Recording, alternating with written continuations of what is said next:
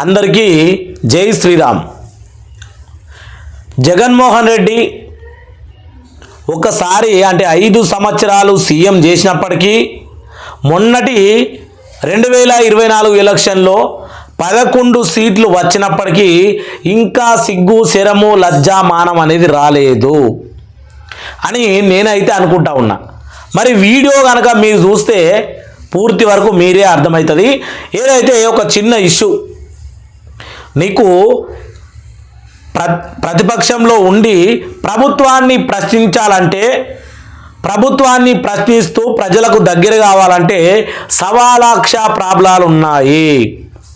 మెయిన్గా చూసుకుంటే దివ్యాంగుల ప్రాబ్లం కావచ్చు, అలాగే నిరుద్యోగ అభివృద్ధి కావచ్చు, మనకు కావాల్సినటువంటి ఏపీకి సంబంధించినటువంటి ముఖ్యంగా రాజధాని ఎక్కడ, ఇలాంటి విషయాల మీద కనీసం నువ్వు 5 సంవత్సరాలు సీఎంగా ఉన్నప్పుడు కూడా ఆలోచించలేదు. సరే, కనీసం ఇప్పుడు కూటమి ప్రభుత్వంతోటన్నా అవుతుందా అని నువ్వు ప్రశ్నించాలి కదా. అది వదిలేసి నీదొక్క సాక్షి మీడియా రాజకీయము, సాక్షి సోషల్ మీడియా రాజకీయం చేస్తూ ఉన్నావు. ఈరోజు పవన్ కళ్యాణ్ బర్త్డే సందర్భంగా అంటే జన్మదిన సందర్భంగా అంబేద్కర్ జిల్లాలో డాక్టర్ అంబేద్కర్ కోనసీమ జిల్లా అనంపల్లిలో జనసేన ఫ్లెక్సీ వద్ద ఆందోళన చేస్తున్న దళితులు. ఇందులో ఉన్నటువంటి దళితులు అంటే చాలామంది నేను టిక్ పెట్టుకుంటా కూడా చూపించగలుగుతా.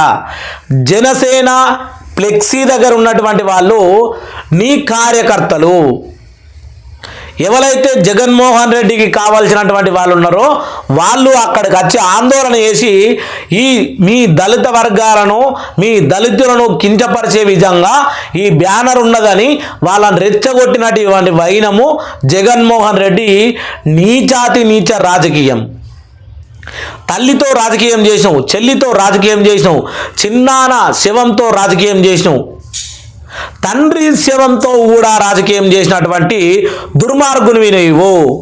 ఈ బ్యానర్ తోటి కూడా రాజకీయం చేస్తూ ఉన్నామంటే ఇక చూడు ఏమని రాపించానంటే, సరే వాళ్ళెవరో యువత, మరి వాళ్ళు ఎక్కడ వాళ్ళు ఎవరైతే అనంపల్లిలో ఉన్నటువంటి యువకులే కదా బ్యానర్ కట్టింది, వాళ్ళ ఊరు వాళ్ళే కదా.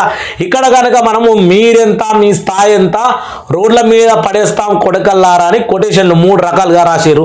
వీళ్ళు అనంపల్లికి చెందినటువంటి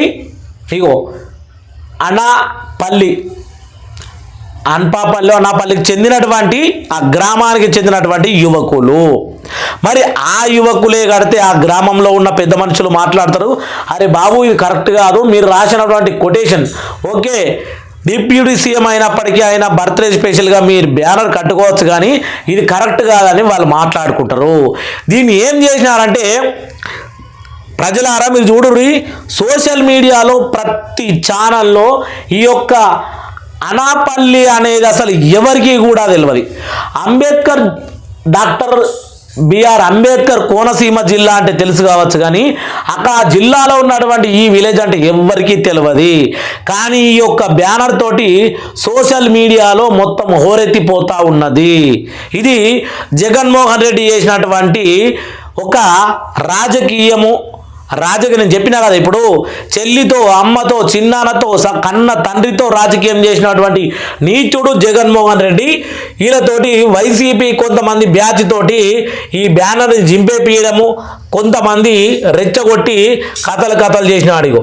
మీరెంత, మీ స్థాయి ఎంత, రోడ్ల మీద పడేస్తాం కొడకల్లారా అంటే వీళ్ళు పెట్టినారు అని. ఇది సాక్షి మీడియా, ఇది సాక్షి పేపరే కదా, దీంట్లోనే మరి ఇది పవన్ కళ్యాణ్ సీమ ఎప్పటికీ కాదు, ఇది మాదే.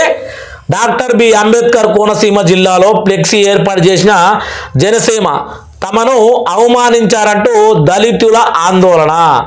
నిజంగా దళితులు వచ్చి అక్కడ ఆందోళన చేసిర్రా? దీని పూర్తి వివరాలు 14వ పేజీలో ఉన్నాయి. ఎక్కడుంది నీ 14వ పేజీ? చూద్దాం. 14వ పేజీలో నువ్వు కూడా ఏం రాపిచ్చినావు అనేది కూడా చూద్దాం.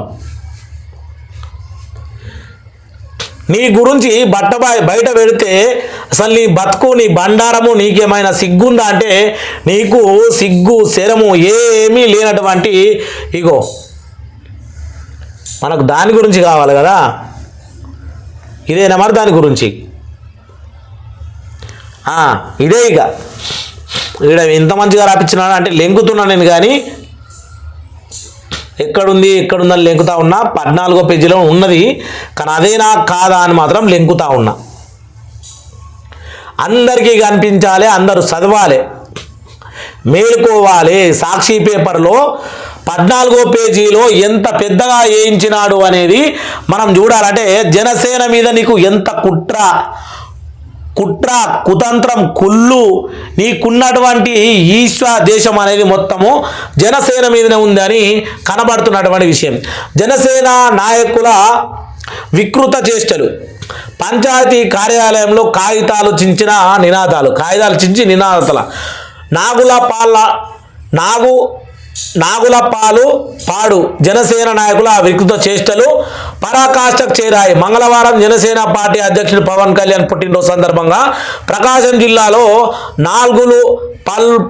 పల్పాడు మండలం ఉప్పల్ గుండూరులో ఆ పార్టీ ఆధ్వర్యంలో డీజే పాటలతో ర్యాలీ చేపట్టారు. ఆ ర్యాలీ గ్రామ పంచాయతీ కార్యాలయం వద్దకు చేరుకోగానే పార్టీ కార్యకర్తలు అత్యుత్సాహం ప్రదర్శిస్తూ ఒక్కసారిగా పంచాయతీ కార్యాలయంలోకి చొచ్చుకెళ్లి ఆ ప్రాంతమంతా కాగితాలు చించివేశారు. తమకు ఎదురు లేదని నినాదాలు చేస్తూ హంగామా సృష్టించారు అని దీన్ని చాలా గొప్పగా రాసినావు నాయన.